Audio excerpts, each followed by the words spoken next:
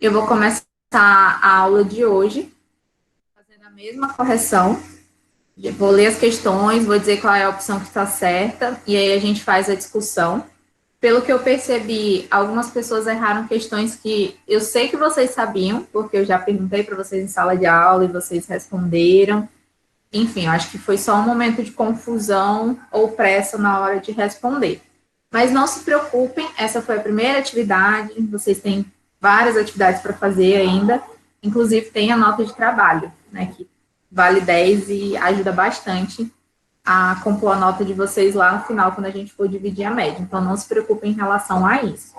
Quem tiver dúvida em relação à atividade, volta lá na minha primeira aula, que eu coloquei a maneira pela qual vocês são avaliados e como é dividida essa nota de vocês. O que é A1, A2.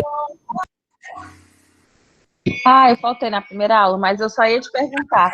Então, vai juntar os três e fazer uma média, é isso? Isso. Cada A desse vale 10, então no final vocês vão ter 30 pontos, né? Quem tiver os fechar. Esses 30 pontos vão ser divididos por 3 e vocês têm a nota final.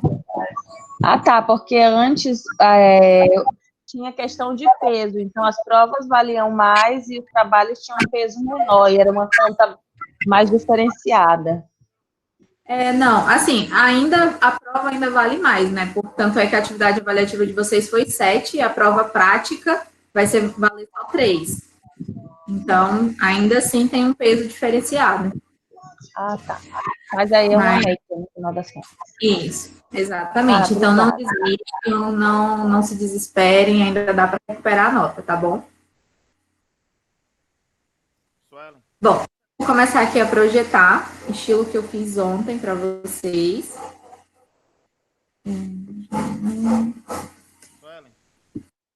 Oi. Tá um pouquinho, se puder falar um pouco mais próximo. O microfone tá ruim. A prática, tá. A prática vai ser quando a gente voltar ou vão ser os trabalhos? Não, a prática, a previsão, né, que a gente volte, então a prática vai ser quando voltar. Por isso que a gente está até antecipando alguns conteúdos teóricos para vocês.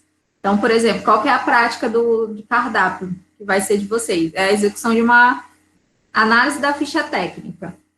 É que vocês têm ali vão ter um momento para analisar, vou fazer algumas perguntas e vocês vão me responder em relação a isso. É a prática. Aí, fundamentos de gastronomia, é uma execução de um prato que a gente vai fazer.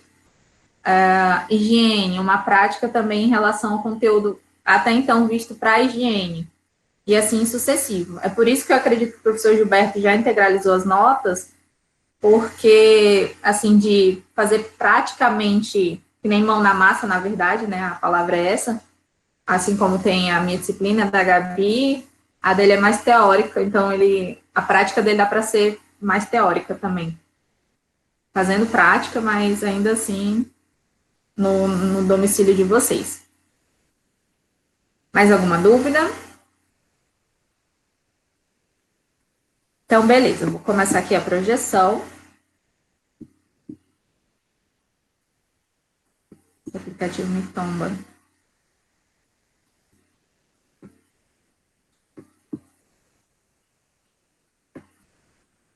Tá aparecendo aí para vocês? Ainda não. Não. Ai, Jesus.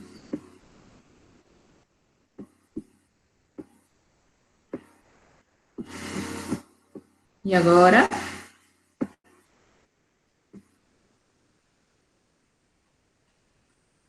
Agora está aparecendo. Beleza. Então, hoje é a correção da última atividade avaliativa de vocês, que é gestão e planejamento de cardápio. Começando pela primeira pergunta. O cardápio, ele representa uma sequência de pratos a serem servidos por um determinado período e deve refletir a imagem do estabelecimento. É exemplo de um bom cardápio aquele. Eu dava algumas opções. A opção correta é aquele que é original, que é o que a gente falou, sempre dá o toque pessoal para o cardápio, dá nome aos pratos, a valorização, tentar partir pela regionalização, ou até a questão temática do ambiente. Né? Lembrem que eu até falei dos hambúrgueres, que tinha hambúrguer aqui em Rio Branco, que o cardápio era, o nome dos hambúrgueres era por conta das fotos, ou então por nome de carro, e assim sucessivamente. E aquele que valoriza o seu público, que é o público-alvo, ou seja, se eu tenho um restaurante que tem um público, um perfil de público, eu vou atender no meu cardápio aquele público. Se eu tenho um público mais simples, eu não vou oferecer um cardápio tão luxuoso, porque esse público ele não vai se ver nesse cardápio, ele provavelmente não vai fazer os pedidos dos alimentos que estão ali. Algumas pessoas colocaram a opção C, que é aquela, nomeia os ingredientes da preparação, que está certo, tem baixo custo, que também está certo, mas o que estava errado aqui é difere do público-alvo, pela questão que eu falei anteriormente. Eu projeto um cardápio, mas eu não levo em consideração o meu público-alvo. Então, por essa maneira, a opção certa é original, dá nome aos pratos e valoriza o seu público. Quem tiver dúvida, por favor, ative o microfone, porque eu não estou conseguindo olhar pelo chat. A segunda questão. O cardápio é um instrumento de venda e que pode agir de maneira positiva ou não sobre a vontade do cliente. Dessa maneira, durante o seu planejamento, o que é necessário evitar? A opção certa era produtos que não são produzidos no local. Por qual motivo? Pensar que eu não vou depender de um alimento na minha preparação, que ou é por safra, ou então eu tenho que exportar ou trazer de São Paulo, Minas ou Sul. Então, ele dá uma dificultada, porque se o meu fornecedor atrasar, isso já inviabiliza a produção do meu cardápio. Custo elevado, eu tenho que evitar também, eu tenho que fazer um cardápio que seja atraente para os meus clientes, valorize os produtos que eu tenho, mas que seja fornecido num valor acessível para essas pessoas. E a aquisição de gêneros em quantias inadequadas, ou seja, cardápio de ficha técnica aliado ao cardápio. Eu vou executar, eu tenho uma feijoada para fazer no meu restaurante. Eu tenho que levar em consideração que eu tenho que comprar feijão, tenho que comprar as verduras, tenho que comprar os ingredientes que não faltem e também não vou comprar demais. Porque a maior parte desses ingredientes específicos, por exemplo, eles sofrem, eles têm o prazo de validade menor. Então, eu tenho que levar em consideração esse ponto. Quem colocou a opção E, prato para público diversificado, tá certo, então não tenho que evitar. O prato para público diversificado é aquele exemplo que eu dei. Se eu for vegetariana, será que eu tenho uma opção naquele estabelecimento que só vende churrasco, por exemplo?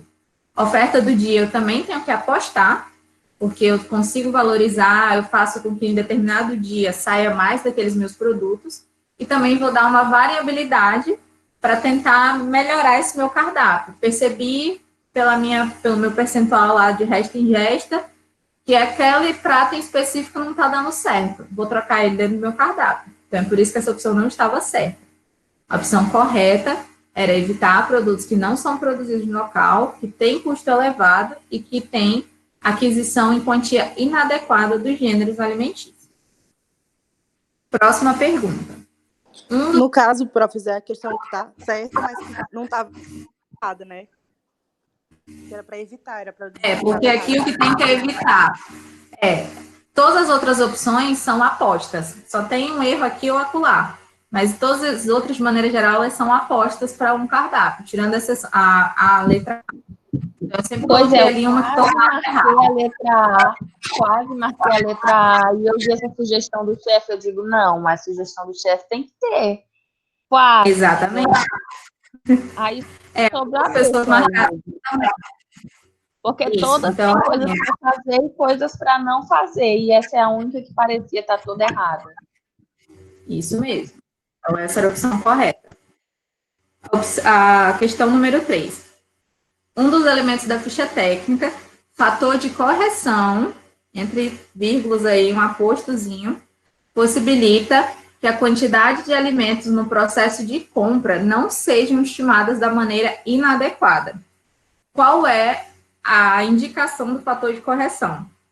A opção certa o fator de correção é utilizado para a porção comestível da preparação, porque não é a relação do alimento limpo e cozido. O que que indica a relação do alimento limpo e cozido? Cocção. Exatamente, é um outro índice. O fator de correção, lembre, é o que eu pego, o material do jeito que eu compro e vou tirar tudo aquilo que eu não vou consumir. Logo, vai me sobrar, ele vai indicar a porção que eu posso comer daquela preparação. Sem osso, sem degelo, sem casca, sem pele, sem escama, enfim. É por isso que a opção C, ela não é a correta, porque a opção C indica índice de cocção. É um alimento limpo e cozido. Suelen, se a B aí, no lugar de pós-preparo, tivesse escrito pré-preparo, também poderia estar certa, né? Não, porque não dá para você evitar perdas. Porque, por exemplo, o frango.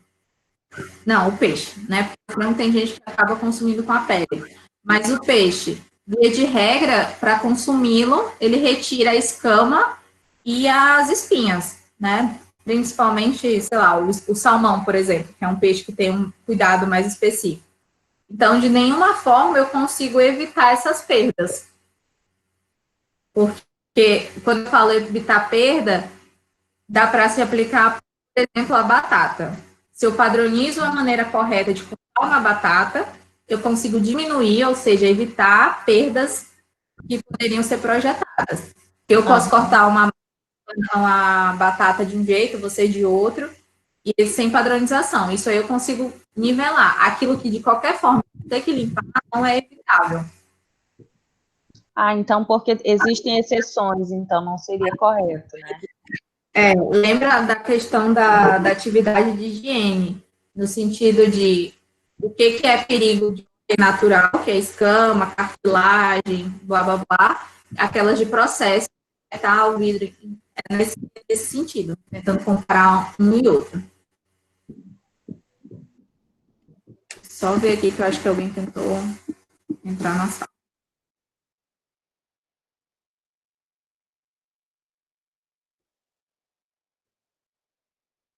Então, próxima pergunta. O fator de cocção é utilizado para determinar as alterações do peso do alimento. E aí, agora eu estou falando de fator de cocção, quanto à fermentação ou textura. E é expresso em uma relação de alimento cozido e cru, ou seja, o antes e o depois. E o que ele me indica? Primeiro, se eu vou ter um ganho ou não, mas principalmente ele tem aqueles valores. Lembra que eu falei, valor maior que 1, valor menor que 1. A opção certa era valores maior que 1 indicam ganho na preparação, enquanto os valores menor que 1 indicam perda. Por que que não é a opção A? Valores indicam o dobro da preparação. Porque nem sempre eu vou ter o dobro da minha preparação. O macarrão pode ser o dobro, o bolo, em algumas vezes vai ser o dobro, mas o peixe, ou então outros alimentos que têm um ganho, mas ele não multiplica o tamanho, ele não dobra de tamanho, ele não vai ser considerado, mas ainda assim ele teve um índice de cocção positivo, maior que 1. Então, o único erro nessa questão da opção A é essa palavrinha, o dobro. Ele ganha, mas não necessariamente o dobro, ele pode ser o dobro, o triplo, não pode ser nem o dobro, nem o triplo, ele só ganha. Se ele ganhou 1,1, ainda assim ele ganhou. Beleza?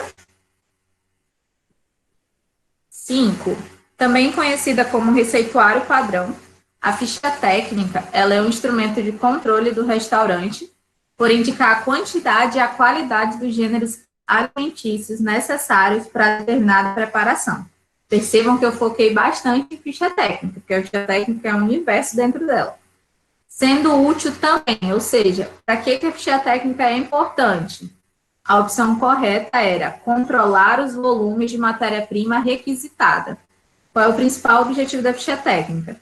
Prever as minhas preparações. Se eu estou prevendo as minhas preparações, eu estou prevendo o quanto de material eu tenho que comprar ou eu tenho em estoque dentro do meu local de trabalho. Ele não é indicar a consistência das preparações, porque não é o objetivo da ficha técnica. Ah, vou fazer uma ficha técnica para saber que o arroz é sólido. Isso é indiferente para mim. Então, a consistência ela não é analisada dentro da ficha técnica. Nesse sentido, né, vou descobrir a consistência que vai ficar quando eu fizer um bolo ou uma gelatina. Será que é igual? Enfim, não tem. Lá você tem uma opção, se você quiser pôr, da maneira que ele é apresentado, mas ele não é o objetivo principal dessa ficha técnica. A 6. Resumindo, recomendada por Pedro Escudeiro, que são as leis da alimentação. A lei que fala de adequação, ela prega que, ou seja, o que é adequação dentro das leis de alimentação? A opção correta são os alimentos que são Ellen. Oi? Não mudou a pergunta, agora mudou. São os alimentos que são oferecidos, devem respeitar a necessidade do indivíduo, o ciclo da vida, ou seja, se ele é criança, adolescente, adulto, idoso, e as condições socioeconômicas e culturais. Então, fica fácil associar. Ele é adequado às condições de necessidade do indivíduo, ciclo de vida e questões socioeconômicas. Por que não é... Outra opção que algumas pessoas me marcaram. Por que não é a opção D? Os alimentos fornecidos devem fornecer os nutrientes essenciais ao organismo. Isso aqui foi uma pegadinha, na verdade, porque as 4 leis estão nas opções B, C, ou B, C e E. Então, a opção correta aqui era a opção A. Ele fornece os nutrientes essenciais ao organismo, mas não é a lei de adequação que garante isso. Lembrar que é quantidade, qualidade, adequação e a harmonia, as 4 leis de Pedro Escudeiro, que são as leis da alimentação, que todo mundo que trabalha com alimentação deve respeitar. A 7ª, cada cardápio tem como propósito refletir o público-alvo que atende, bem como a característica do seu estabelecimento. Entre os tipos de cardápio, e aí eu acho que algumas pessoas não leram o restante. O trivial fino tem como característica.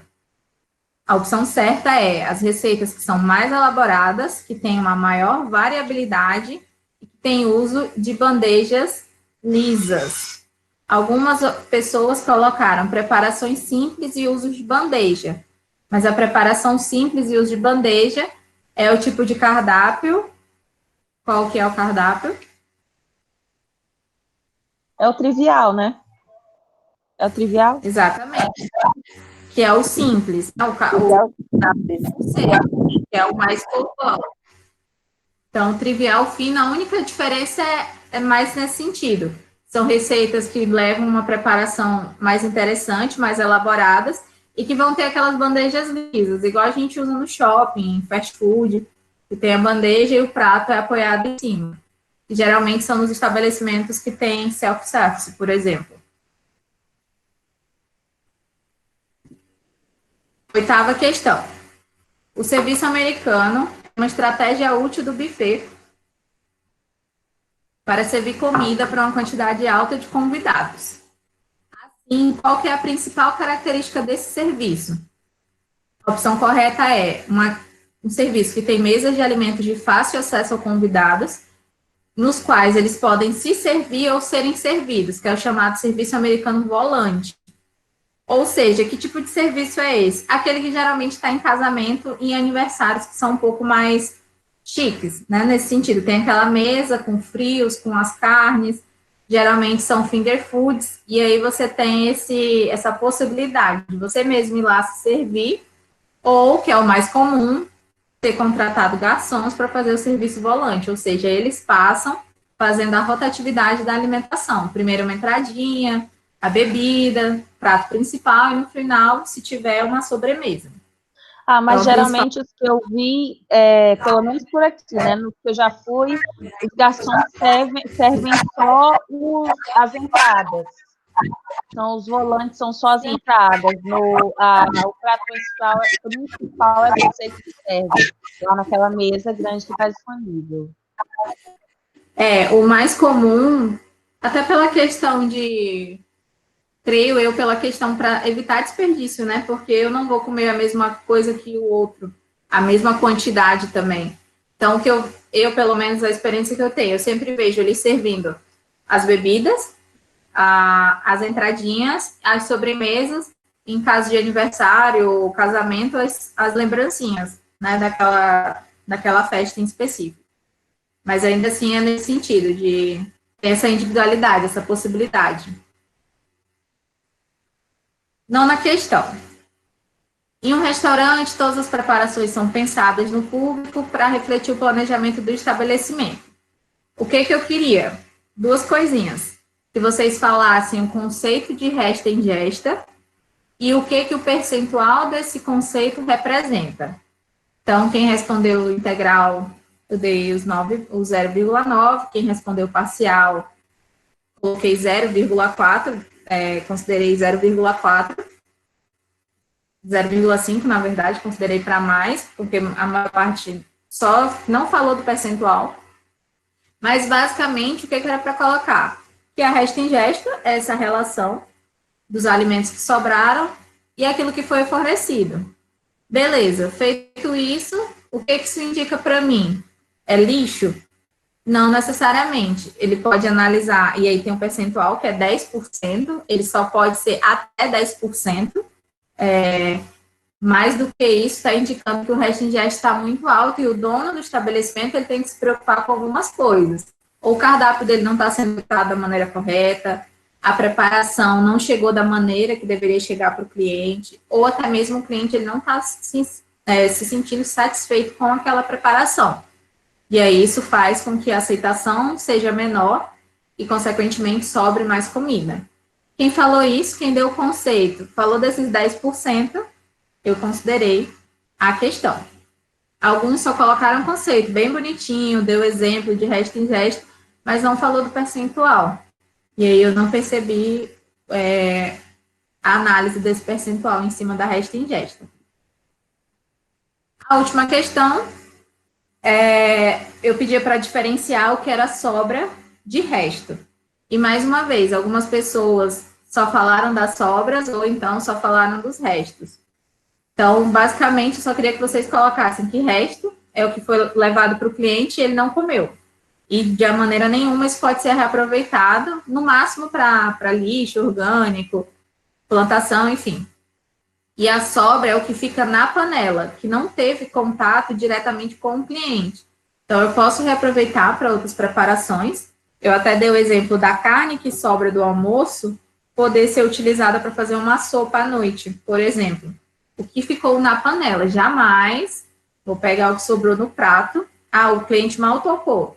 Mesmo assim, vai para o lixeiro. Ele não pode ser reaproveitado. E aí eu finalizo a nossa revisão. Alguém tem alguma dúvida, algum questionamento? Eu não. Então tá. Passando. Bom, nosso tema da aula de hoje é rótulos e rotulagem. Para algumas pessoas, talvez não seja novidade, para outras vai ser. Enfim, eu quero que a gente discuta bastante aqui em relação a isso. E antes de a gente começar esse assunto, eu queria perguntar para vocês, o que é rótulo?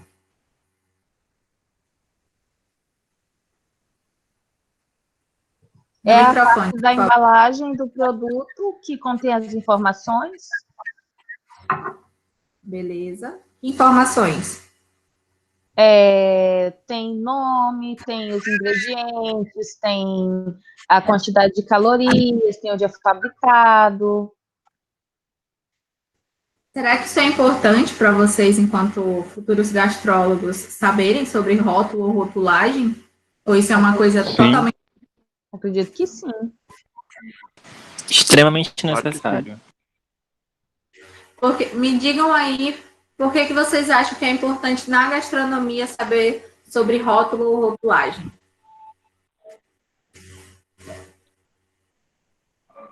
Para saber o que está servindo ao cliente. Beleza, o que mais? Traços disso, traços daquilo, então, se algum for alérgico. Beleza. Por que mais? O pessoal está falando no bate-papo que é para saber o que você está comprando. O que está sendo consumido ou o que está consumindo. Beleza. E vocês, enquanto compradores, clientes, vocês costumam fazer a leitura de rótulo? Ou só coloca lá, compra mal, vê a validade, nem sabe que tem validade, enfim. Eu dou uma Como é que é olhada a na compra? validade em tudo. Alguns produtos eu olho o rótulo completo e outros eu compro só o mais barato. Tá certo. O que mais?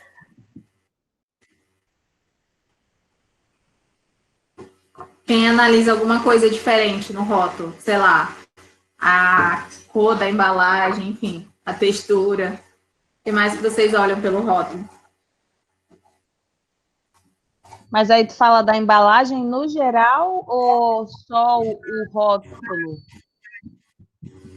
É, porque o rótulo cobre a embalagem praticamente toda, né? Uhum. Bom, então assim, eu acho interessante que vocês saibam sobre rotulagem, e aí a gente vai ver que existe um diferencial do que é rótulo, do que é rotulagem.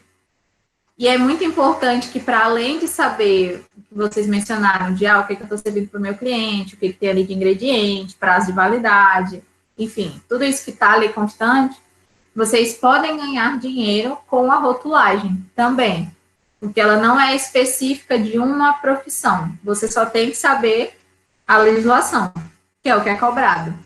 E aí, alguns conselhos, né, tem uma capacitação. Por exemplo, a nutrição, para você trabalhar com rotulagem, a gente tem que ter um curso e pagar uma consultoria específica em relação a isso. Mas vocês, enquanto futuros gastrólogos, se vocês pegarem, começar a ler a legislação, ter ali de cor e salteado o que, é que precisa, vocês podem comercializar também.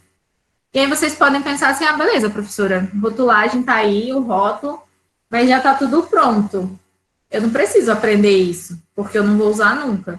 Só que aí eu pergunto para vocês, principalmente quem está comercializando refeição aí nos aplicativos, ou vendendo informalmente também. Vocês sabiam que vocês têm que fazer um rótulo para o produto de vocês? Tudo que é embalado, ou então produzido dentro de um local e é colocado para vender em outro, ele precisa de um rótulo. E esse rótulo vai obedecer a uma rotulagem.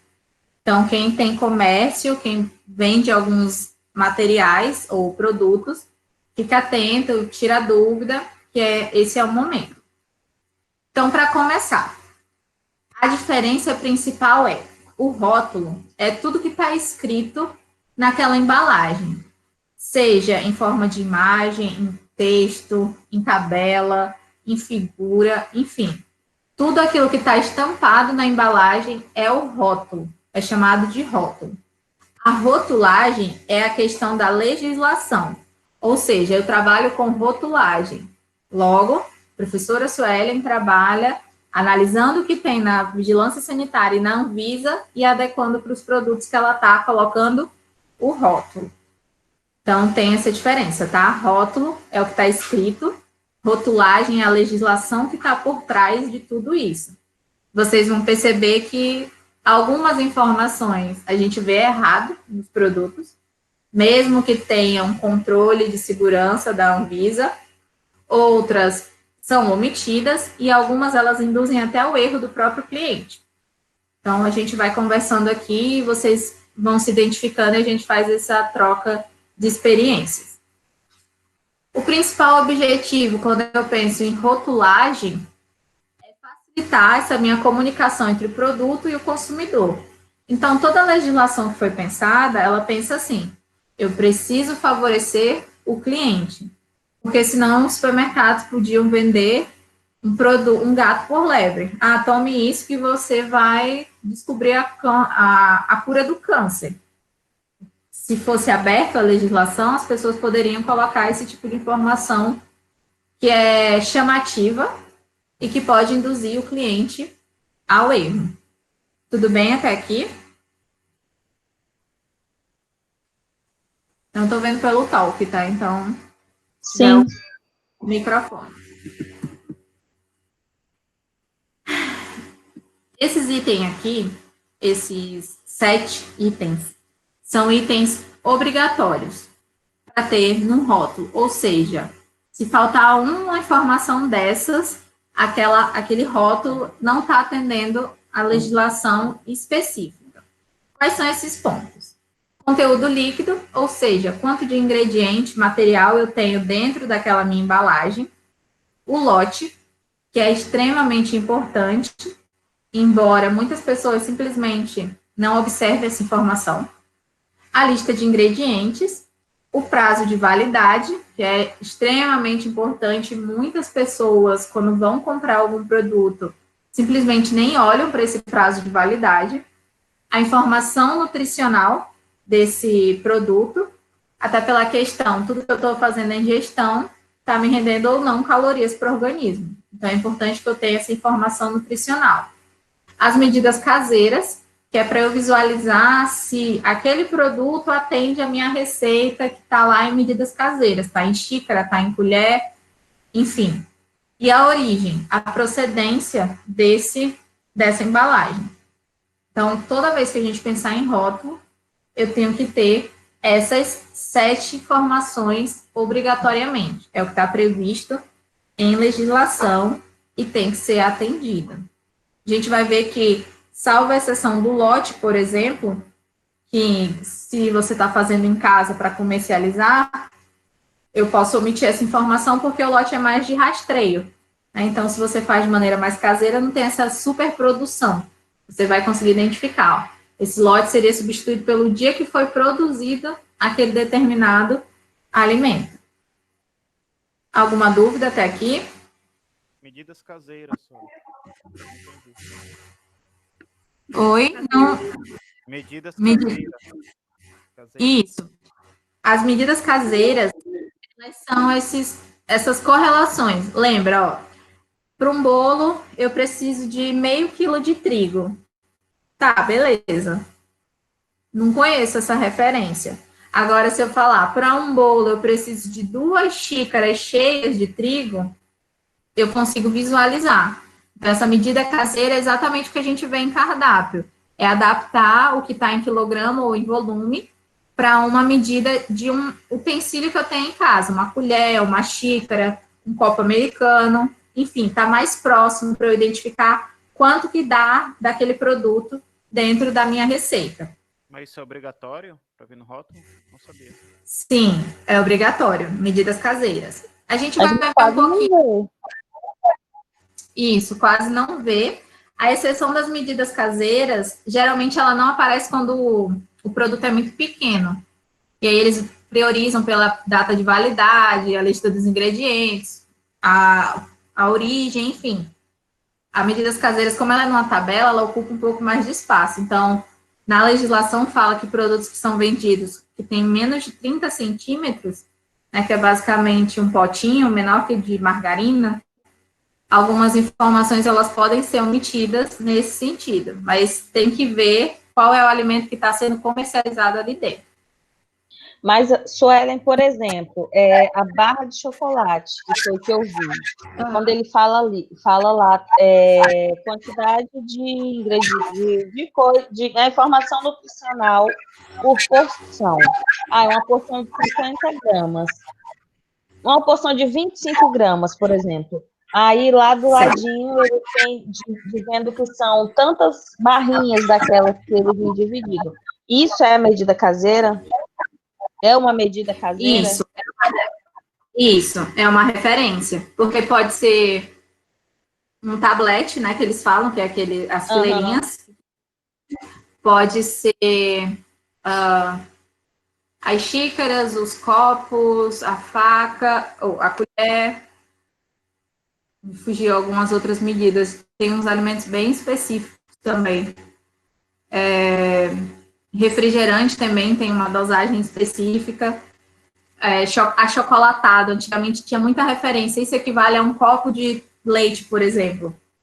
Então, ele sempre vai dar essa referência que é para eu poder visualizar. Se eu compro um biscoito, a minha informação nutricional, ela sempre vai estar baseada em 2 daqueles meus biscoitos que estão ali dentro, e não no pacote inteiro. Então, eles tentam dividir. Que, beleza, eu não sei quantos o passatempo. Não sei quantos biscoitos tem dentro daquele meu passatempo, mas eu sei que em 2 dele eu tenho tanto de caloria, tenho tanto de ingredientes, e aí eu só vou, quando eu consumir o alimento, eu vou tentando multiplicar esse número para eu saber no final, quando eu comer o pacote inteiro, o quanto eu consumi daquele alimento. Entende? É nesse sentido, as medidas caseiras.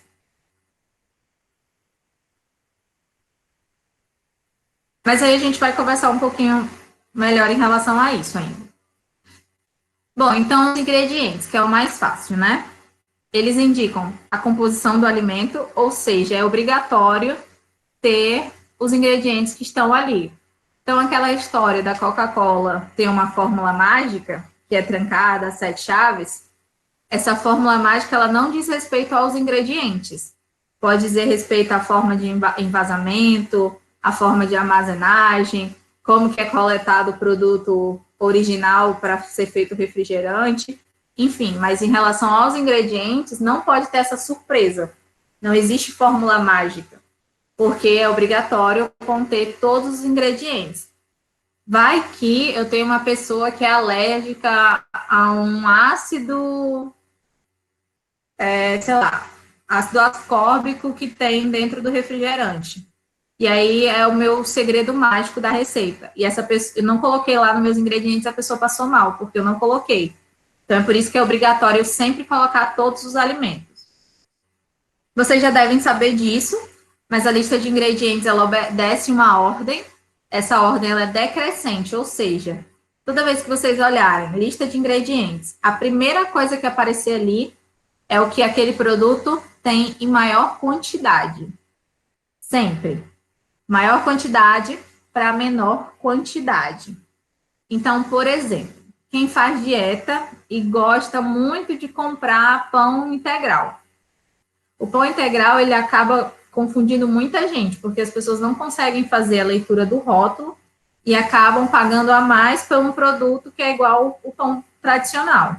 Então, geralmente, poucas exceções, pouquíssimas, quando você vai olhar a lista de ingredientes daqueles pães, o primeiro ingrediente que tem é farinha branca enriquecida com ferro e ácido fólico, vírgula, farinha integral. Às vezes, a farinha integral ela é o terceiro ou quarto ingrediente. Então, tenham certeza que o pão que vocês estão comendo tem muito mais farinha branca do que a farinha integral. O trigo, né? Nesse sentido. Então, lembrem sempre disso. Ingredientes, ele vai falar o quanto eu tenho daquele... Tudo que eu tenho no alimento, conservantes, água, produto, tudo. E ele sempre vem da ordem do que tem mais para o que tem menos. Só que tem uma exceção. E aí, essa exceção, ela é importante que vocês saibam. Quais são os alimentos que não vão ter listas de ingredientes, mas que, quando eu estava fazendo aqui, eu fui conferir alguns, pelo menos que tem na minha casa, eu encontrei a lista de ingredientes. O açúcar, o café, a farinha de mandioca, o leite e o vinagre. Alguém saberia me dizer por que esses alimentos são isentos de lista de ingredientes?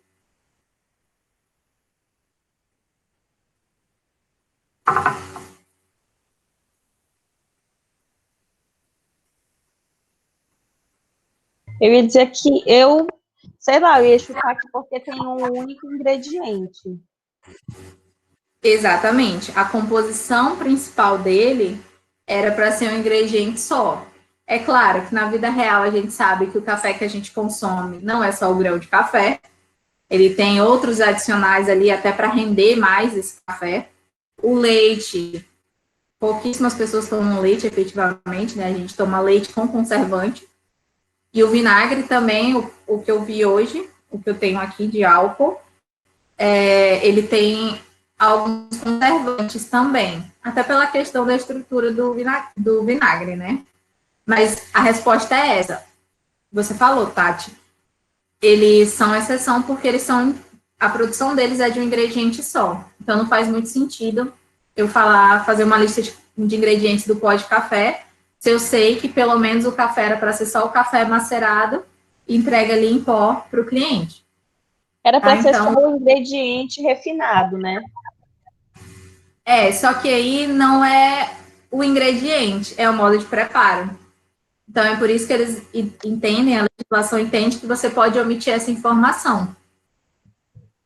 Porque o modo de preparo seria macerar o grão, da mesma forma do açúcar, que eu vou ali extrair da maneira líquida da cana-de-açúcar, da beterraba, e transformar pelo processo industrial no açúcar refinado, ou nos outros tipos de açúcar. Então, é só nesse sentido, é o processo. Ah, tá. Próximo ponto. Vocês estão tão calados hoje. O prazo de validade, que é importante, muitas pessoas não percebem isso, e principalmente, muita gente acha que o prazo de validade é só um elemento figurativo. Eu já vi muita gente falar assim, mas isso não é estragado não, porque o cheiro tá normal e o gosto também, e sei lá, a coisa venceu há uma semana, um mês, e a pessoa tá lá consumindo. Principalmente que é refrigerado, leite de caixinha, leite condensado, goiabada, enfim, essas coisas. Muita gente acha que passou o prazo de validade, mas ainda está com as características organolépticas ali, ok, intactas, pode consumir. Isso não é verdade. Por mais que, aparentemente, você não esteja vendo nenhum micro-organismo, lembrem-se sempre que o micro-organismo ele pode estar ali se desenvolvendo, visivelmente você não está percebendo, mas quando você ingere, você pode ter uma doença transmitida por alimentos. Então, o prazo de validade ele tem que ser respeitado.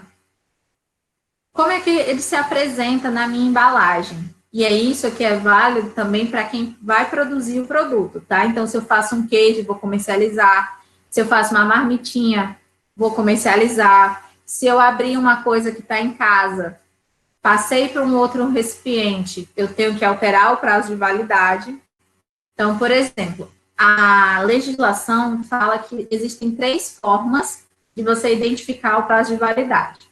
Se aquele prazo de validade for inferior a 3 meses, ou seja, ele vai estragar muito rápido, eu só vou colocar o dia e o mês daquele produto.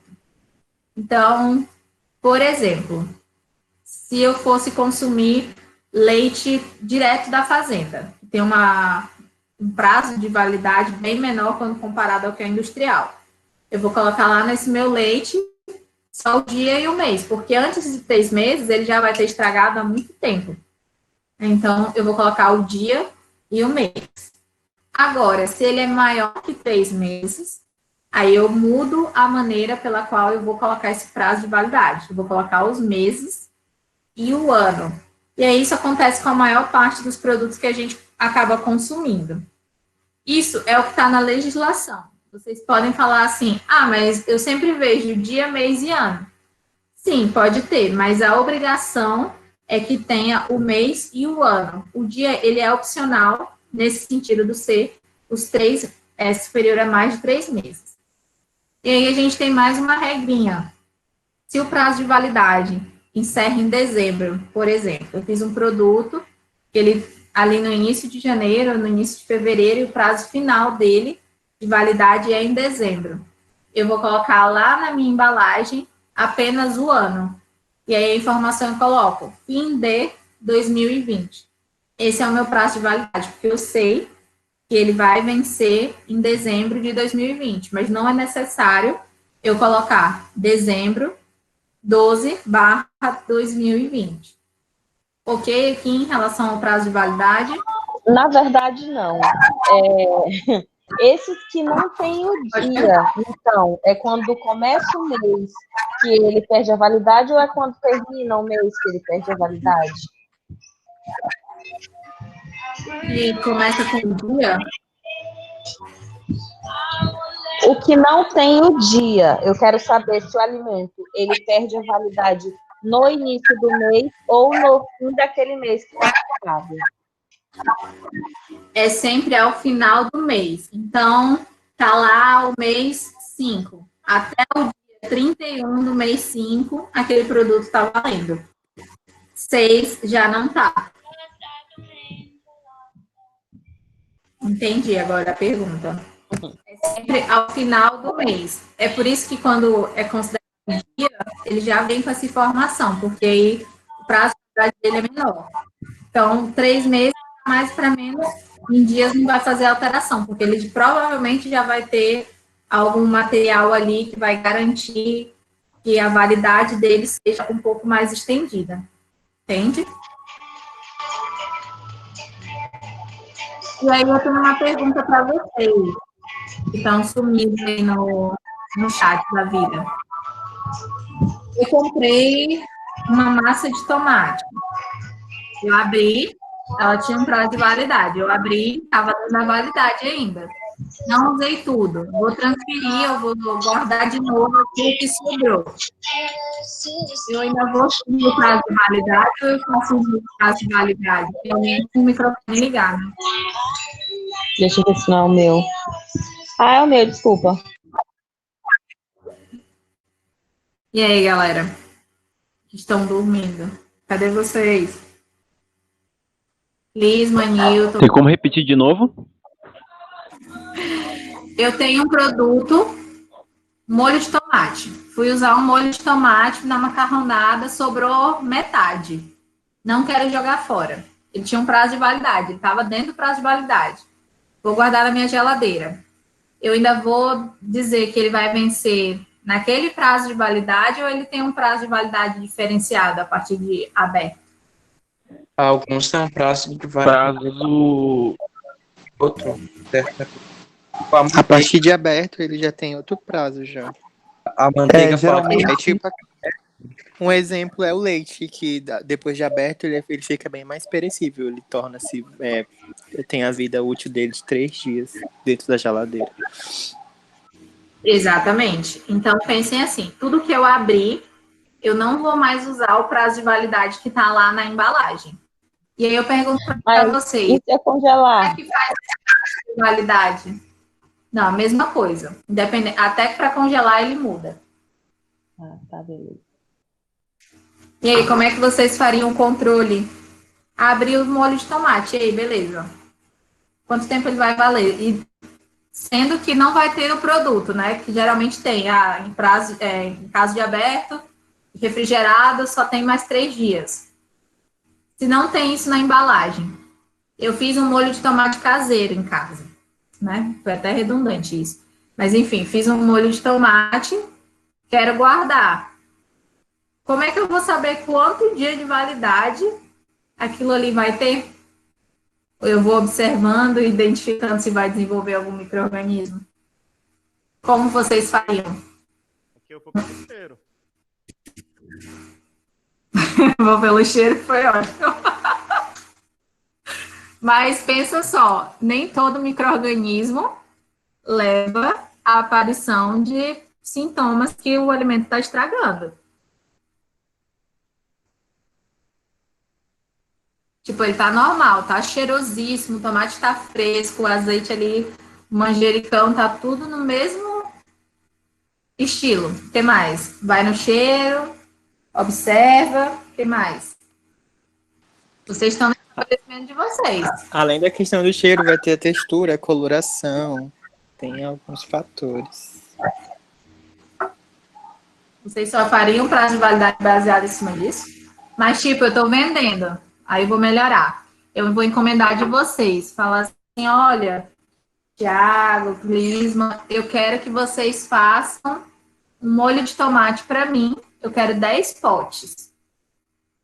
Mas eu não vou usar... Agora eu entendi a pergunta. Eu achei que a senhora estava falando no sentido de, depois do produto aberto, como é que eu saberia que ele já saiu do prazo de validade dele? No caso, eu estou lhe vendendo um produto, é isso? Isso. Você está me vendendo um produto.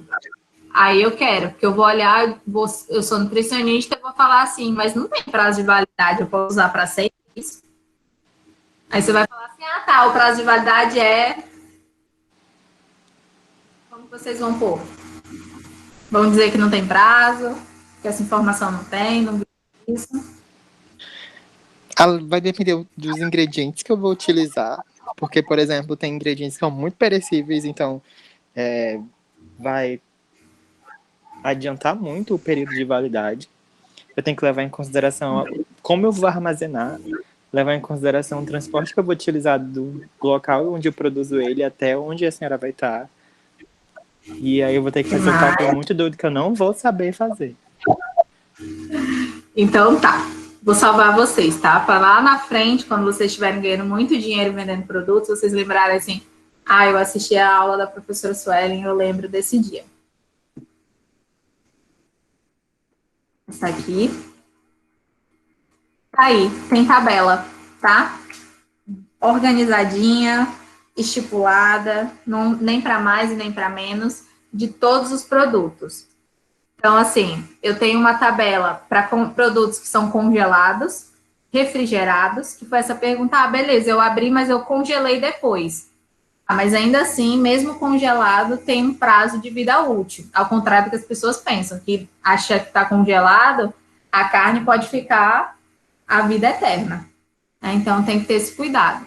De maneira geral, os pescados, carnes, sobremesas, têm uma vida útil ali no máximo de 24 horas, quando são refrigerados. Então, muitas vezes, a gente está em restaurante, self-service, né, também, que tem uma gelatina lá de sobremesa. Só que eu já vi aquela gelatina há muito mais do que um dia. Só que essa gelatina, ela não tá com um cheiro ruim, ela não tá com uma textura diferente, ela não tá se desnaturalizando da maneira mais fácil, mas ela já tá há mais de 24 horas, então ela já não está mais própria para consumo. E isso, a vigilância sanitária cai muito em cima, porque eles percebem, além das características que o produto vai oferecer, se aquele produto ele tem um tempo maior ou menor de prateleira ou de ali armazenado, né, apresentado para o cliente. Então, tanto é que às vezes você faz uma carne e aí talvez você não consiga vender tudo. No outro dia você esquenta para vender de novo. A textura dessa carne ela já vai ficar mais diferente. Ela vai ficar um pouco mais borrachuda, enfim, eles têm outras estratégias para identificar. Dessa maneira, essa tabelinha salva a vida de vocês, tirem print, compartilhem, imprima, põe na cabeceira da cama. É o tempo máximo que eu posso armazenar. A primeira coluna, os produtos que estão refrigerados, ou seja, que estão na geladeira, que estão em temperaturas mais baixas. Aqui do lado, produtos congelados, de maneira geral. Tem outra tabela, que é de produtos processados. E aí, o produto processado, por já ter mais ingredientes na lista dele, ele tem um pouquinho de prazo maior de validade. Então, eu também tenho uma tabela específica da abertura, do momento da abertura da embalagem, ou sem a embalagem estar aberta. Da mesma maneira, eu tenho a de produtos em natura, ou seja, que estão ali frescos, né, que é considerado produtos frescos, e aqueles produtos que estão a vácuo. E muitas pessoas também imaginam que, eu entendo que o oxigênio, ele é responsável pela oxidação do meu material. A minha laranja vai estragar mais fácil, a minha maçã, enfim, as frutas em grande maioria. Mas será que se eu colocar a vácuo, que é retiro todo o ar que está ali, esse meu produto não vai ter uma validade bem maior? Então, eu também tenho aqui, na segunda planilha, essa minha validade dos produtos que são a vácuo. E aí vocês vão identificar, misturei os produtos, sei lá, fiz uma lasanha. Eu sempre vou considerar o prazo de validade pelo aquele prazo que vence mais rápido. Tanto é que às vezes a gente põe tomate, por exemplo, em uma refeição, toda a refeição tá ótima, não tá, mas o tomate, quando azeda, ele compromete o gosto inteiro da preparação total. Entendidos em relação a esse período? Eu tenho uma dúvida, professora. Pode tirar. Eu estava pensando aqui, no caso, se eu tenho um bolo ou uma torta gelada, no caso, se eu vender ela inteira ou fracionada, tem alguma variação do prazo de validade? Não, independente. A questão é, você não pode fazer assim. O bolo tem prazo de validade de 2 dias.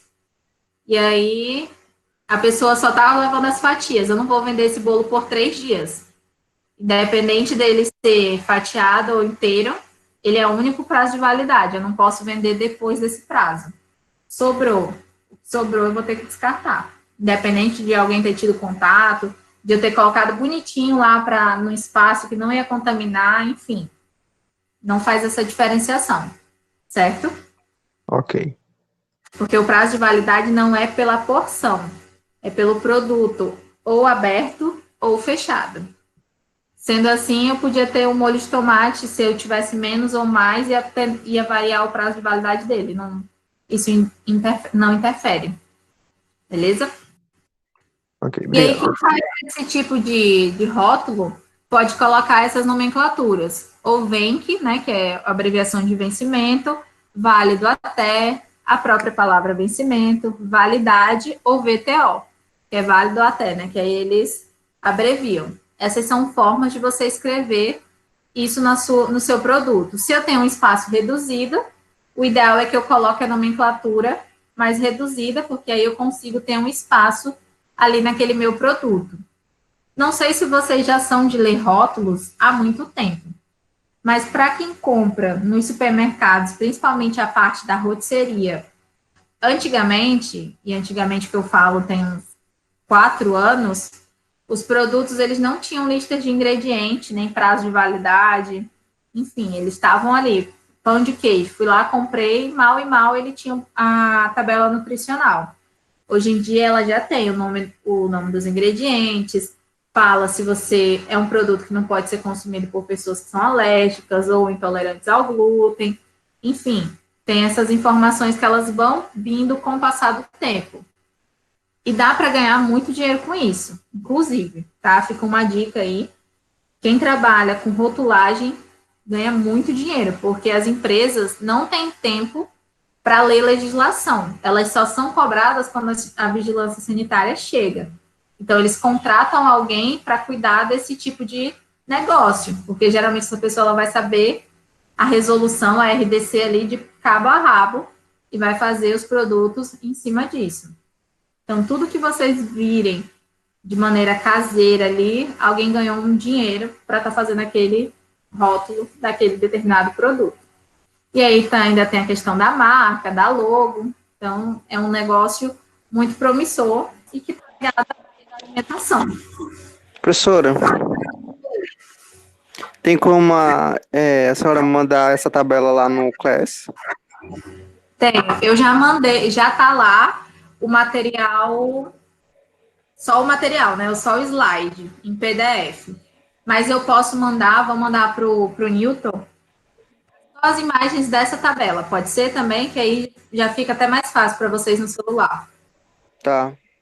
Beleza? Então tá, eu mando sim. Quando terminar aqui a aula, eu já envio para ele. Bom, então, continuando, outra parte do rótulo é o conteúdo líquido, ou seja, o quanto eu tenho do meu produto.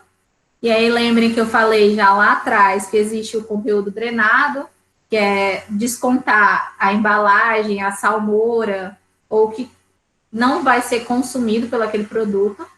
Ele sempre vai ser expresso em quilo ou litro, ou seja, 1 quilo de arroz, 1 litro, 950 ml de óleo, enfim, né, 900 ml, sempre vai ter ou quilo ou litro, não existe um meio termo, são só esses dois tipos.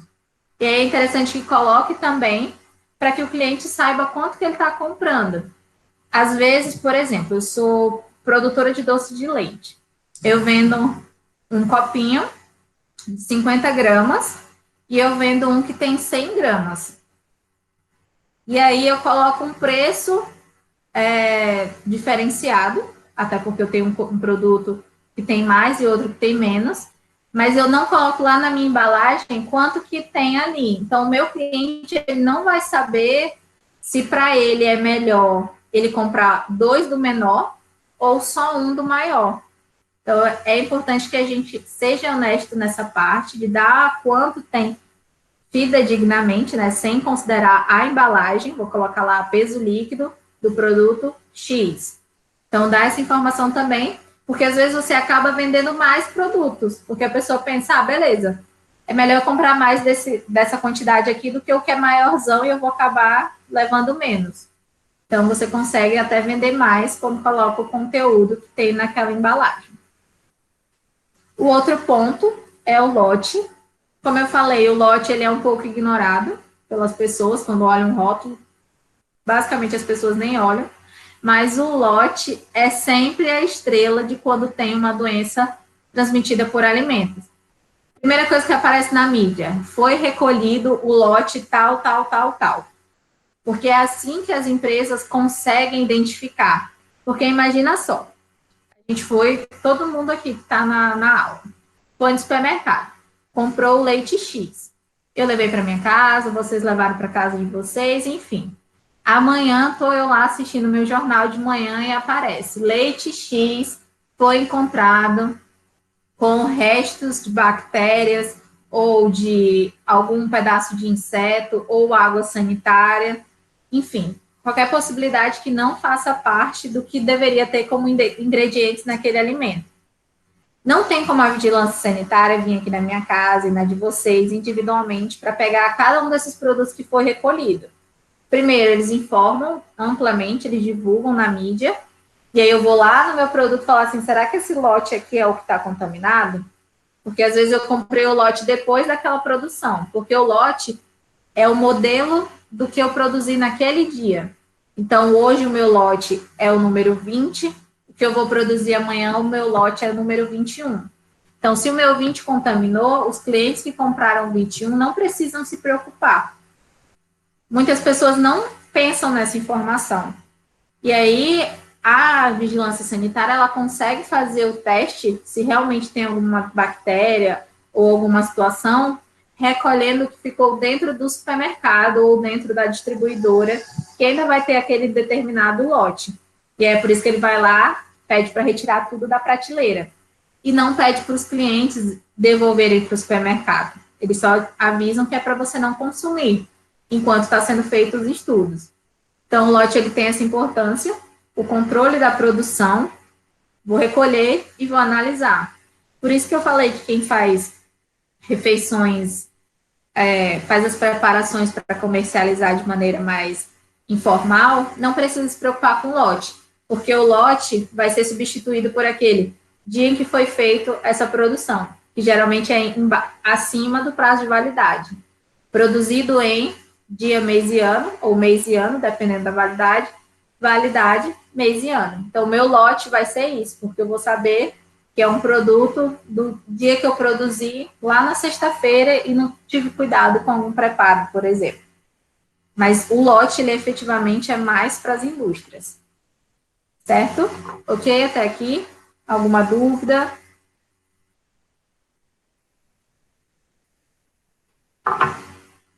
Continuemos. A tabela nutricional, que é extremamente importante, né? Como eu falei, ele vai identificar o que aquele produto está trazendo para mim enquanto nutrição, parte nutricional efetiva. Se eu estou fazendo escolhas mais saudáveis, porque eu vou ter várias informações lá, geralmente carboidrato, proteína, gordura, açúcar, sódio, enfim. Ela é geralmente construída assim, tem uma porção, ou seja, no meu pacote de biscoito, 2 biscoitos desse pacote equivalem a toda essa tabela que eu estou escrevendo aqui.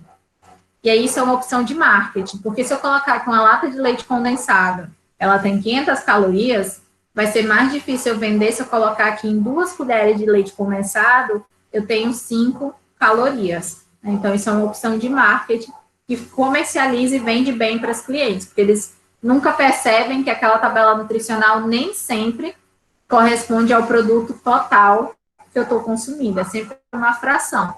E aí você tem que fazer o cálculo de quanto isso vai, no final, me render de calorias.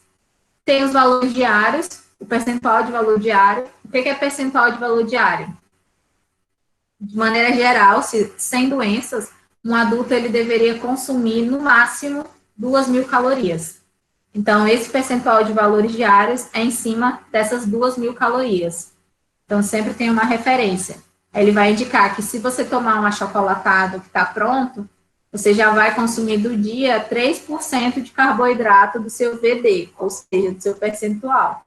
Então, resta um tantinho para que você complete o percentual total de carboidrato. E aí, é nessa tabela que geralmente tem as medidas caseiras. A origem também está lá no rótulo, porque ela vai indicar quem é o fabricante, o local. Muita gente, é uma estratégia, não gostei do produto, o produto veio danificado, já de produção, e o supermercado que eu comprei não quis me ressarcir.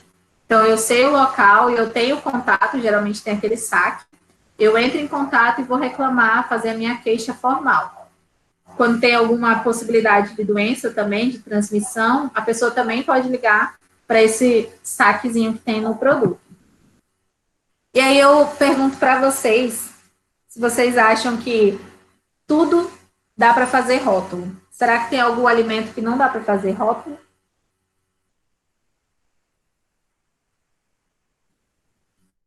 Acho que sim, para quase tudo tem exceção, não é possível que para isso não tenha.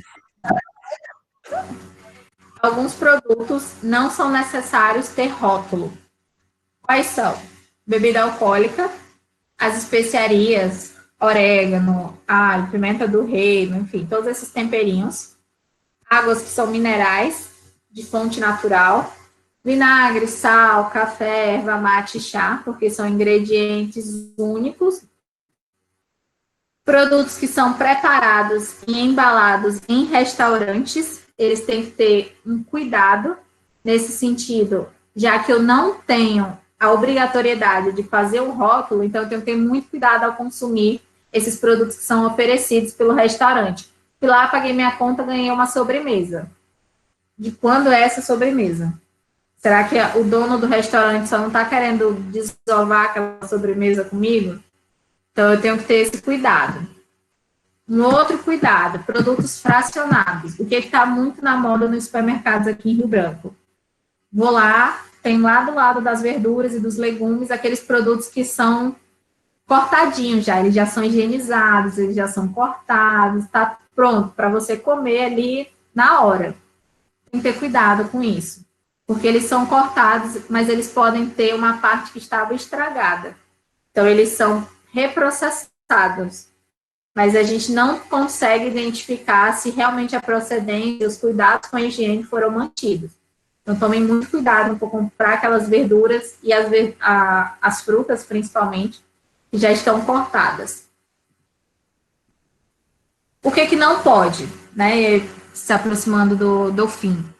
O que não pode quando a gente fala de rotulagem? Induzir ao erro. O que é induzir ao erro?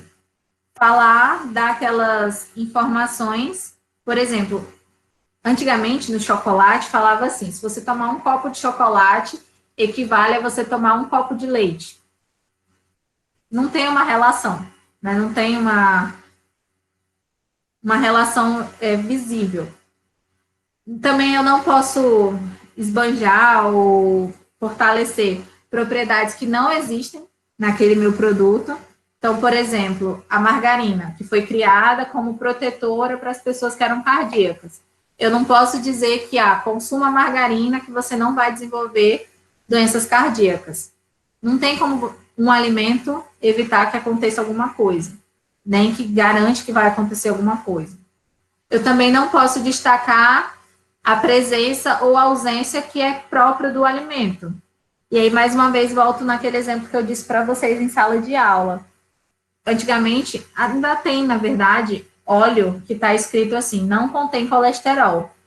E essa é uma informação redundante que vai induzir ao erro, porque nenhum óleo ele tem colesterol, porque os óleos são produzidos por origem vegetal, e o colesterol é de origem animal. Então, ele não tem relação. Já é natural que eu não tenha determinado alimento naquele meu ingrediente. Eu também não posso deixar que aconteça estimular o consumo devido aos componentes. Eu sempre vejo maionese, contém ovos. Mas a produção da maionese envolve ter o ovo ali. Então, é uma informação redundante, mas que pode fazer com que você compre o produto ou deixe de comprar o produto. que é a mesma coisa que tem ingrediente que está lá escrito, não contém glúten.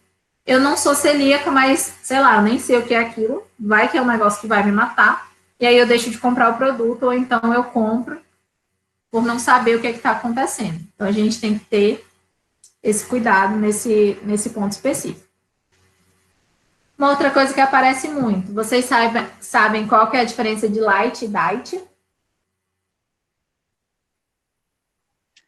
Sim, light, ele é retirado uma parte de um certo ingrediente, já o diet, ele tem total retirada do ingrediente, mais ou menos assim. É isso mesmo, perfeito, explicação perfeita. O light, ele reduz em 25% algum ingrediente. Então, eu estou de dieta, não quero consumir muito açúcar. Então, vou procurar um refrigerante, alguma coisa que é light, porque ele vai reduzir algum dos ingredientes. E aí, geralmente, ele coloca light, e lá na informação ele fala em relação ao açúcar, geralmente em relação ao açúcar ou carboidrato. Já o diet, como falado, ele retira completamente um ingrediente, porque os produtos diet, e aí lembra dieta, porque diet em inglês é dieta, é para um grupo específico. Então, eu produzi um produto que não tem glúten, porque celíacos não podem comer glúten. Ou tem margarina, tem manteiga sem sal, porque hipertenso não pode consumir altas doses de sal. Então, a diferença é essa. O light, ele reduz 25%, enquanto o diet tem ausência total do ingrediente. Vocês já ouviram falar dessa imagem aqui, amarela? Alguém saberia me dizer o que é isso? Transgênico. Produto transgênico. Exatamente, que a gente já conversou. E ele também está lá na nossa embalagem, se você olhar, bem na pontinha embaixo, ele tem esse T dentro desse triângulo. Ele indica que o produto foi modificado. O que é ser transgênico? Ele teve alteração de alguma parte daquele alimento. Geralmente, os alimentos transgênicos levam esse nome porque, por exemplo, plantações. Geralmente tem muita praga. Então, se eu mudo ali o tomate que eu produzo, chama um fungo tal. Vou lá, tiro a parte que o fungo gosta daquele meu tomate e coloco outra coisa no lugar. Então, o fungo ele não vai querer mais lá para onde está o meu tomate. Eu mudei a constituição natural dele, ele já é transgênico. Muitas pessoas acham que a realidade dos transgênicos está bem longe da gente. Mas aí, esquecem que a gente produz e consome muita coisa com milho, flocão, farinhas, amido de milho, enfim, tudo leva alimentos transgênicos, porque hoje a plantação de milho, ela é uma das que mais sofre essa interferência de produtos transgênicos, porque eram os alimentos que eram mais acometidos pelas pragas. Os óleos também têm essa alteração, até pela questão de rendimento, para dar mais viscosidade, e a soja, que até então era o único alimento que as pessoas conheciam como alimento transgênico. O morango também é considerado um alimento transgênico, porque ele foi produzido dentro de laboratório, ele não é um fruto natural, então ele também é considerado transgênico. E aí eu trago para vocês essa resolução aqui, a resolução de julho de 2015, onde ela vai trazer 18 itens que são alergênicos, que eu estava falando para vocês ontem na aula. Então, eu tenho o trigo, o crustáceos, os ovos, o peixe, de maneira geral, não é o salmão em específico, tá? São os peixes, amendoim, soja, leite, amêndoa, esqueci o nome disso daí. Avelã, as castanhas, seja do castanha do Pará, castanha do Brasil, macadâmia, que não é tão consumido pela gente, né, mas ainda assim, as nozes, o pistache, esse é o pinole, que é como se fosse um tipo de, sabe o pinhão, que é muito natural do sul? Ele é antes do pinhão. E o látex também. Então, toda vez que a gente olha para um produto e tem informação alérgico, cuidado, é porque naquele alimento tem algum desses 18 itens. Também tem a pecan aqui, mas eu não consegui achar uma imagem boa dela. Então, são esses 18 itens que são considerados alergênicos, ou seja, eles causam alergia para a maior parte das pessoas que desenvolvem alergia ao longo da vida. E aí, para finalizar, eu queria fazer uma brincadeirinha aqui com vocês. Não sei se a Ana está aí ainda e a Amanda, que me lembra bem o nosso início das aulas. Qual que vocês comprariam desses dois produtos? É um hambúrguer vegetal. Um hambúrguer vegetal ou um hambúrguer vegano?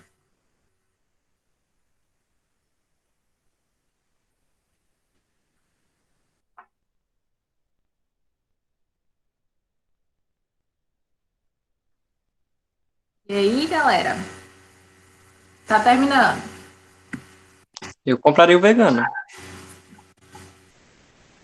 A Ana ainda tá aí? Eu não compraria nenhum, adoro carne. Ana, Amanda. Eu ia falar a mesma coisa, eu não compraria nenhum, porque eu gosto de carne mesmo, eu sou carnívora. Eu acho que eu ia E se optar eu pelo disser- vegano. Eu lembrei da primeira aula, porque a Amanda falou que tinha comprado um hambúrguer e depois percebeu que era vegano, porque ela sentiu um gosto diferente. E aí, hoje, fazendo essa aula, eu lembrei de inserir em relação à rotulagem. Vocês sabiam que é errado vender esse tipo de produto? Qual deles? E aí, os dois. E agora vai ser a revanche dos carnívoros. Por que é errado? Quem acertar tem um pontinho.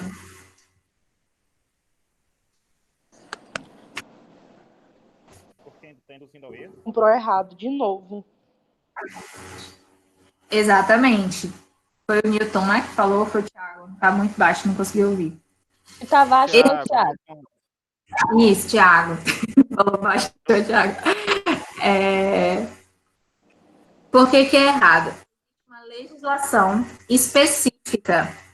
E aí pode ser pela questão. Não é porque é contra os vegetarianos ou os veganos, tá? É porque existe uma nomenclatura, uma legislação que você não pode induzir o cliente a erro. Então, por exemplo, eu estou lá nessa vibe de isolamento, fazendo minhas compras o mais rápido possível. Olho lá um desses congelados. Eita, um hambúrguer, vou levar. Eu encho meu carrinho, porque eu olhei, tinha uma carne, e a parte principal que está escrita é hambúrguer. Chego em casa, eu vejo que é vegetal. Existe uma legislação específica que vai falar a descrição, a identidade e o que é um hambúrguer. Então, observem o item 2.1. Tem aqui, inclusive, ó. Lembrei de ti, que eu não estava Chateada. A minha mãe comprou um monte.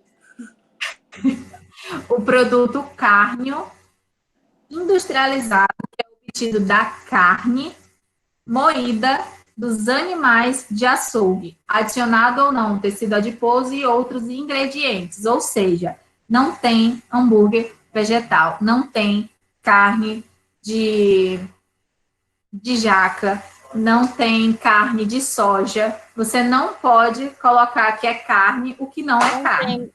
E o macarrão de pupunha? O macarrão, ele tem uma estrutura, mas lá ele vai falar que são dos farinháceos. Como a pupunha, ela tá ali próxima de trigo, enfim, mas eu vou tirar essa dúvida, vou olhar especificamente. Para cada alimento, se a gente jogar no Google, tem uma identidade, um conceito do que é aquele alimento para a legislação. Então, eu estou sendo lesionada enquanto cliente, porque eu comprei um hambúrguer vegetal, mas não é hambúrguer. Porque hambúrguer é carne. E vegetal não dá carne. Tem um monte lá no Araújo. Tem vários. Qual vocês comprariam? Do Bom ou Piracanjuba? Piracanjuba. Eu gosto mais da Piracanjuba. Eita, ninguém comprou do Bom? Piracanjuba. O bom já. De vez em quando. Será que tem diferença entre eles dois? Sim. Tem Sim, porque sim. o do bom Um não é é leite, leite, o o outro outro é O do bom não é leite, ele é um composto derivado do leite. é um composto. Isso, Reginaldo, muito bem, você quer falar. Amo muito vocês, é isso. Vocês ganharam meu coração. Essa é a diferença. O do bom não é leite. E muita gente pega todos os saquinhos lá de leite e está levando para casa achando que é leite, sendo que a maior parte são os compostos lácteos. Qual que é a diferença? O leite, e é por isso que é leite integral, ele é toda a característica do leite que a gente sabe. O leite, a água, as gorduras, vitaminas, tudo que é bom para o nosso organismo. O composto lácteo, ele só tem 51% do leite, ou seja, ele tem menos tem a metade, né, um pouquinho mais da metade do leite integral. Tanto é que aqui na lateral ele faz essa referência, que é uma parte láctea do leite integral. E aí eu posso completar esses 49% com qualquer outro ingrediente, porque eu supri a minha quantidade, a metade do produto de leite. Então, sempre priorizem, leiam lá, leite integral. A mesma coisa, iogurte, que geralmente é bebida fermentada, iogurte, existem as diferenças. Então, quem tem criança, principalmente, se preocupar. O jeito mais fácil de perceber, os produtos mais caros, geralmente são os produtos que têm mais ingredientes e nutricionalmente são mais atrativos. Próximo. Alguém já foi enganado por esses dois? Eu não, mas conheço gente que foi. Nossa, eu fui muito enganada com esse leite condensado. Assim, Não, é meteu. leite condensado, né? Aí vê lá baratinho. Promoção, igualzinho a embalagem. O leite Só não moça fui, quase só não fui enganada aqui em casa porque ninguém compra desse. mas assim, não é só o da Mococa, já tem outras marcas que têm a mesma mistura. Então, ela é mais barata, mas ela não é, mais uma vez, o integral do leite alterado. Ele tem ali outros componentes, ou só a gordura, outra. Tanto é que a coloração desse, para quem já viu, é igual ao doce de leite. Ela é marrom, ela é mais forte do que o leite condensado, que é um pouco mais amarelinho. Então, tomem cuidado aí quando olhar a mistura láctea condensada, não é leite condensado. Próximo. Qual dos dois vocês comprariam?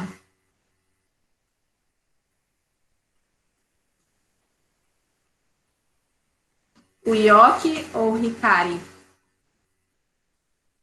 Gente, vão escrevendo aqui no chat. O Yoki. A Ana tudo responde nenhum. O Yoki é transgênico, né? Se for olhar por esse lado. Olhem para alguma informação aqui que está próximo do fubá. O Hikari é transgênico. O ácido fólico? Exatamente. Então, você compraria o ácido com ácido fólico? Eu não. Não. Tô grávida. Não. Quem já comprou o produto e viu lá que tinha farinha enriquecida com ferro e ácido fólico? Basicamente, tudo que a gente compra hoje tem essa informação, certo? Certo. Certo. Vocês sabem por que é enriquecido com ferro ou ácido fólico? Não. Acho que é por causa das crianças. Exatamente, Reginaldo. Em 2002, a Anvisa decretou que ia ter farinha, que é o ingrediente que a gente mais consome, né, de maneira geral, tudo que é derivado do leite ou então do trigo, está na mesa de todo mundo, porque muitas mulheres estavam tendo crianças com deficiência no tubo neural. Então, o ácido fólico ele é importante para o tubo neural, a formação. E o ferro, porque muitas pessoas tinham anemia. Então, não é uma coisa a mais, é só que ele está seguindo uma legislação. Você não tem um alimento mais saudável ou não. Enriquecimento do produto, né? É tanto que tem várias farinhas de trigo que hoje vem com ácido fólico e ferro. Exatamente, é isso mesmo. Professora, deixa eu lhe perguntar uma coisa. Oi. Antes da senhora finalizar, a senhora falou em iogurte, e bebida láctea, certo? Certo. Só para termos de esclarecimento aqui para a gente, fale sobre a bebida láctea para a gente, porque como é que ela é processada? Porque eu já vi ela ser processada E eu não vou dizer que seja 60%, mas 50% dela é o soro do leite, certo? Que é retirado do leite, o soro do leite. E os outros 50%, quando eu vi ela ser produzida, foi frutas. Só frutas, só esses dois ingredientes, batido e feito. Só que assim, nem todo produto ele é completado com as frutas. Ele segue muito a lógica do composto lácteo. Eu posso ter lá a metade do leite, que é a parte mais gordurosa, né, que dá essa consistência para o iogurte, mas eu posso completar só com a gordura. Sabe quando a gente pega creme de leite e solta o líquido antes que é o soro, né, que as pessoas falam, antes daquele mais... Isso, que vem na caixinha mais lata. Eu posso completar uma bebida fermentada só com aquele líquido, por exemplo, porque aquilo é uma espécie de fermentação, porque o leite ele é fermentado naturalmente. Então, quando eu compro a bebida fermentada láctea, é isso, ela vai ter muito mais de gordura e de outros nutrientes do que a parte de vitaminas, que é o que eu procuro quando eu compro um iogurte. Eu quero a vitamina, eu quero mineral, eu quero a gordura boa do iogurte, tanto é que o iogurte mais saudável que tem é aquele iogurte que se fala iogurte grego, né, que é não é a marca iogurte grego, mas que é o mais, só o ingrediente ali, leite, sal, gordura e pronto. É basicamente esse tipo de iogurte. É horrível. Que é uns R$8. Que é um copo, que ele não tem gosto, ele parece muito com coalhada. Quem já comeu coalhada, ali, aquela de fazenda, é o mesmo gosto, praticamente. Por muito tempo, a Danone vendia uns que era o iogurte, aí tava lá, linda, iogurte grego, com adição de calda de fruta. Só que a calda de fruta não era da fruta, era quase como se fosse uma calda que você coloca em sorvete. Então, ele tem essa diferença. A fermentação, a bebida láctea, ela não é boa por isso, porque ela tem muito mais açúcar e muito mais gordura não saudável do que o iogurte, que tem bem menos açúcar, por isso que as pessoas acham horrível, e o gosto é mais diferenciado. Certo? Respondi? Obrigado. Sim, obrigado. Beleza. Então, é isso, gente, essa aula de rotulagem. Desculpa, eu acho que tem gente que faltou responder a chamada, viu? Respondam a chamada. Respondam a chamada, viu? Que eu estou analisando por aqui, porque eu não consegui ver o chat, então. Então, é isso. O conteúdo teórico já está no Classroom. Vou mandar agora para o Newton as imagens, e aí ele compartilha com vocês aquela do prazo de validade. Se vocês tiverem alguma dúvida, estou aqui. E é isso. Boa noite, viu, a todos. Fiquem bem. Qualquer dúvida, podem me procurar.